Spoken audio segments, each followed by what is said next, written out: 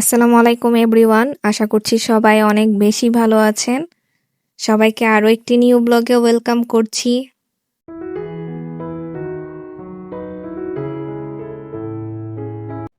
দেখতে দেখতে কিন্তু বছরটি শেষ হয়ে নতুন বছরও চলে এসেছে। এটা কিন্তু পুরাতন বছরের যে লাস্ট দিন, সেই ব্লগটি আপনাদের সাথে শেয়ার করছি। আমার আজকের দিনটি কেমন গিয়েছিল, আজকে আমি কি কি রান্না বান্না করেছি, সবকিছুই থাকছে আজকের ভিডিওতে। পুরাতন বছরের শেষ দিনে কিন্তু রোদ উঠেছিল প্রচুর পরিমাণে, যেটা দেখে খুবই ভালো লেগেছে। কারণ এত শীতের মাঝে একটু রোদের চেহারা দেখলে মনে হয় মনটা খুবই আনন্দ লাগে। সেদিন ইহানের বাবা বাসায় ছিল, আর ওর বাবা যেদিন বাসায় থাকে সেদিন তো আমার একটু নাস্তা বানানোর একটু ঝামেলা থাকে। সে রাতের বেলায় বলে রেখেছিল সে সুজির হালুয়া খাবে। এর জন্য সকালে উঠেই আমি সুজির হালুয়া বানাতে চলে আসছি। প্রথমে আমি একটু ঘি দিয়ে সুজিটাকে খুব ভালোভাবে ভেজে নিয়েছি। এখন আমি একটু একটু করে দুধ অ্যাড করব। এটা আমি সম্পূর্ণ দুধ দিয়ে রান্না করব। প্রতিবার নতুন বছর আসলেই না মনে একটা অন্যরকম আনন্দ কাজ করে। ছাদে উঠলেই দেখা যায় বিভিন্ন বিল্ডিং এর ছাদ থেকে আতশবাজি ফুটানো হচ্ছে। যে সেইটা দেখার জন্যই আসলে ছাদে যেতেও ইচ্ছা করতো, কিন্তু এবার কেন যেন একটু জানালা দিয়ে উকি যে দিয়ে দেখবো সেটারও বিন্দু পরিমাণ ইচ্ছা আমার জাগে নাই। কারণ এইসব জিনিস না এখন আর ভালো লাগে না। আর রাতের বেলা দেখলাম যে নিউজে, ফেসবুকে ঢোকার পরে আতশবাজি একটা বিল্ডিং এ পড়ে বিল্ডিং এ আগুন লেগে গেছে। এটা দেখার পরে খুবই খারাপ লেগেছে। আর এখন সেই জিনিসটা ভিতরে কাজ করে যে এইসব জিনিসের কারণে যে পাখিগুলো আকাশের, কত পাখির যে ক্ষতি হয়, মারা যায়, সেইগুলো আসলে ফিল হয়। আগে তো এগুলো আসলে এত কিছু বুঝতাম না ওইরকম ভাবে। তবে রুমে বসে অনেক সাউন্ড পাচ্ছিলাম, তখনই বুঝে গেছি যে নিশ্চয়ই 12টা বেজে গেছে। যারা এখন পর্যন্ত আমার ভিডিওটি কন্টিনিউ করছেন তারা আমার ভিডিওতে লাইক দিতে ভুলবেন না। অনেকে আমার ভিডিও দেখে থাকেন কিন্তু অনেকেই হয়তোবা লাইক দিতে ভুলে যান। প্লিজ ছোট্ট করে একটা লাইক দিয়ে দিবেন। আর আপনাদের নতুন বছরটি কিভাবে শুরু হয়েছে আমাকে কমেন্ট করে অবশ্যই জানাবেন।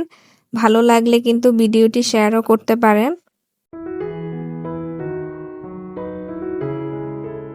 ভোর সকালে উঠে কাজ করতে এত আলসেমি লাগে, সেদিন আমার শরীরটা ভালোই খারাপ লাগতেছিল। সকালে উঠতে ইচ্ছা করতেছিল না। আর শীতের সকাল মানেই তো অনেক ঠান্ডা, আর উঠলে দেখা যায় যে পানি ধরতে একদমই ইচ্ছা করে না, কিন্তু কি আর করার, নিজের কাজগুলো তো নিজেরই করতে হবে। আর বাবার পছন্দের হালুয়াটা আমি তৈরি করে নিয়েছি, আপনারা নিশ্চয়ই রেসিপিটিও দেখে নিয়েছেন। এখন আমি ডিম ভাজি করে নিচ্ছি। 2টা ডিম আমি একসাথেই ভাজি করে নিব, আর আলাদা করতে যাব না।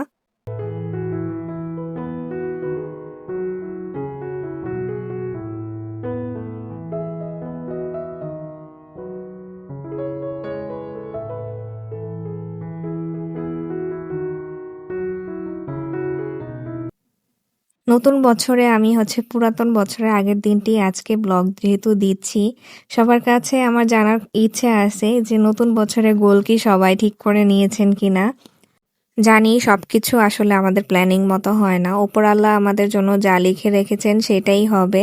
কারণ ওনার হুকুম ছাড়া গাছের একটা পাতাও যেন নড়ে না। তবে আমরা চেষ্টা করব যে পুরাতন জিনিসটাকে ভুলে নতুন জিনিসকে আগলে নিতে, যেন আমরা সবচাইতে বেশি আমাদের জীবনটা উপভোগ করতে পারি। নিজেকে ভালো রাখার একটা মাধ্যম আমি বলবো, সেটা নিজেকে অনেক বেশি সময় দিতে হবে, নিজেকে অনেক বেশি যত্ন করতে হবে। কারণ আপনি যদি সুস্থ না থাকেন তাহলে জীবনটা আপনি কিভাবে উপভোগ করবেন সেটা বলেন। এর জন্য আমি সবসময় বলবো নিজেকে আগে প্রায়োরিটি দিতে শিখতে হবে।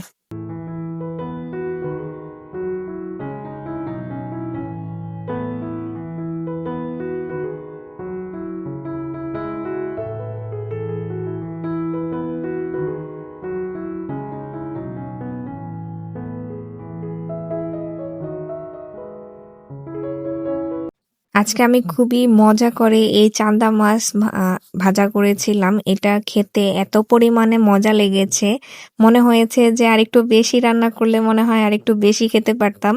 ইহানের বাবাও বলতেছিল যে এটা তো খুবই টেস্টি হয়েছে, তুমি আরো বেশি করে কেন রান্না করলে না। পরে বললাম যে আরেকদিন রান্না করে দিব। চলুন রেসিপিটা আপনাদের সাথে শেয়ার করি। আর এটা আমি সম্পূর্ণ হাতে মেখে তারপর রান্না করেছি। এখানে গুঁড়া মশলাগুলো দিয়েছি। যেমন মরিচের গুঁড়া, হলুদের গুঁড়া, ধইনার গুঁড়া আর জিরার গুঁড়া খুবই অল্প পরিমাণে দিয়েছি। লবণ দিয়েছি আর তেলে হচ্ছে পেঁয়াজ, মরিচ দিয়ে তারপর হচ্ছে একটু ভাজা করে তারপর হচ্ছে মাছটা দিয়ে দিয়েছি।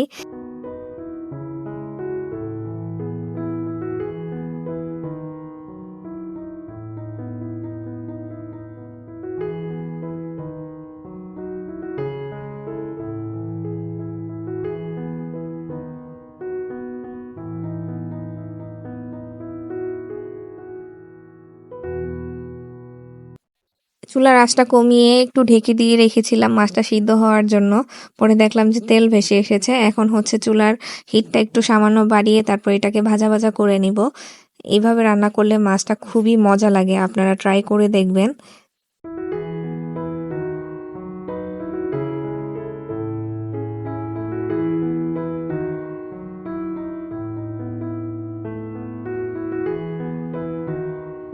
এটা ভয়েস দিতে যেয়ে দেখার পরে আমার জিভে আবারও পানি চলে এসেছে। আমি খুবই শীঘ্রই এটা আবার রান্না করব, কারণ এটা খুবই মজা হয়েছিল। এখন আমি হচ্ছে বাটা মাছ হচ্ছে ভুনা করে নিব। যেহেতু আজকে সবকিছুই শুকনা খাবারের মধ্যেই থাকবে, আমি কোনো ঝোল জাতীয় খাবার করতেছি না। প্রথমে ইচ্ছা ছিল যে বাটা মাছটা আমি শুধু পেঁয়াজ দিয়ে একটু ভাজা ভাজা করে তারপর রান্না করব ভুনার মতো করে, কোনো ঝোল থাকবে না। কিন্তু যেহেতু চান্ডা মাছটা আমি হচ্ছে একটু ভাজা ভাজা করেছি, এজন্য এটা একটু ঝোল করে তারপর ভুনা করব।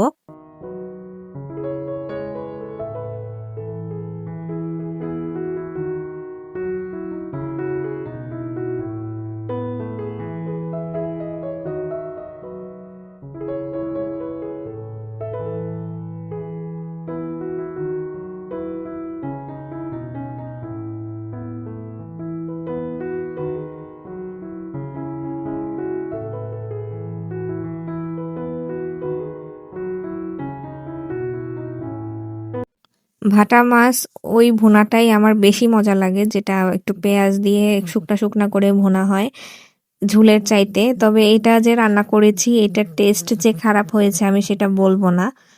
মশলাটা এখানে আমি খুবই ভালো মতো কষিয়ে তারপর হচ্ছে ভাজা মাছগুলো দিয়ে দিলাম। এখানে খুবই অল্প পরিমাণে ঝোল দিয়ে তারপর হচ্ছে রান্নাটা করতে হবে, বেশি ঝোল দিলে রান্নাটা ভালো লাগবে না।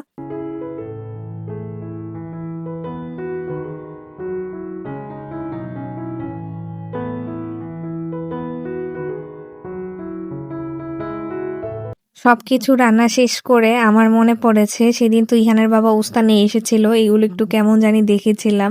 পরে ওর বাবাকে বললাম যে আমার তো ভুলেই গেছি, মনে নাই যে উস্তা এনে রেখেছো। পরে ওর বাবা বলল তাহলে এটা ভাজি করে ফেলো। সেদিন আসলে খেতে খেতে আমাদের অনেকটা দেরি হয়ে গেছে। পরে আমি তাড়াহুড়ো করে যে হচ্ছে বেগুনও ছিল ফ্রিজে, দুইটা নষ্ট হয়ে যাবে দেখে আমি বেগুন, উস্তা আর আলু একসাথে কেটে নিয়েছি।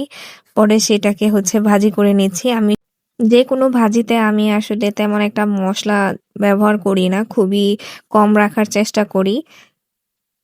এই উস্তা ভাজিটাও আমি শুধু পেঁয়াজ আর কাঁচামরিচ দিয়েছি, আর কিছু দিই নাই। আজকের ভিডিওটি এই পর্যন্তই। সবাই ভালো থাকবেন আর আমাদের জন্য অবশ্যই দোয়া করবেন। দেখা হবে অন্য আরেকটি ভিডিওতে। আল্লাহ হাফেজ।